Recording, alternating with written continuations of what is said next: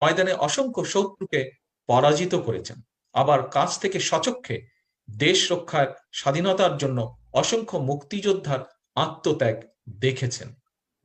সেই বাস্তবতায় মুক্তিযোদ্ধা জিয়াউর রহমান স্বাধীন বাংলাদেশে আওয়ামী লীগ কিংবা যে দলই হোক কারো গণতান্ত্রিক অধিকার কেড়ে নিতে চাননি, কারো রাজনৈতিক অধিকার হরণ করা হোক তা তিনি চাননি। তাই মুক্তিযোদ্ধা জিয়া জনগণকে সঙ্গে নিয়ে যেভাবে দেশ স্বাধীন করেছেন, একইভাবে রাষ্ট্র পরিচালনায় গিয়ে স্বাধীন দেশে মানুষের স্বাধীনতা প্রতিষ্ঠা করেছেন।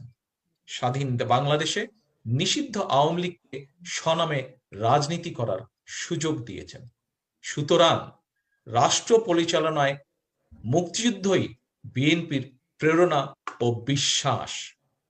স্বাধীনতার গৌরবকে আরো দীপ্তমান করতে শহীদ জিয়া প্রবর্তন করেছিলেন স্বাধীনতা পদক। রাষ্ট্র ও সমাজে মুক্তিযুদ্ধের গৌরব ছড়িয়ে দিতে, মুক্তিযোদ্ধাদের কল্যাণ নিশ্চিত করতে খালেদা জিয়া প্রতিষ্ঠিত করেছিলেন মুক্তিযুদ্ধ বিষয়ক মন্ত্রণালয়।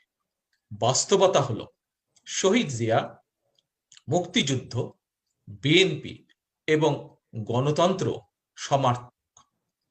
শহীদ জিয়ার আদর্শ ধারণ করে বিএনপি সবসময় গণতন্ত্রের পক্ষে, মানুষের স্বাধীনতার পক্ষে। প্রিয় নেতৃবৃন্দ, সম্মানিত অতিথিবৃন্দ, আমার বক্তব্য আর দীর্ঘায়িত করব না। এই দেশের বীর মুক্তিযোদ্ধারা 50 বছর আগে মুক্তিযুদ্ধ করে বাংলাদেশ স্বাধীন করেছিলেন। লাখো শহীদের রক্তের বিনিময় অর্জিত সেই দেশটির সার্বভৌমত্ব এখন ভুলণ্ঠিত, এখন হুমকির মুখে। তাই আমাদের এবারের যুদ্ধ স্বাধীনতা রক্ষার যুদ্ধ। আমাদের এবারের যুদ্ধ মানুষের স্বাধীনতা প্রতিষ্ঠার যুদ্ধ। এই যুদ্ধে আমাদের অঙ্গীকার, দেশ বাঁচাও, মানুষ বাঁচাও। আজ থেকে শুরু হলো সুবর্ণ জয়ন্তীর বছরব্যাপী কার্যক্রম।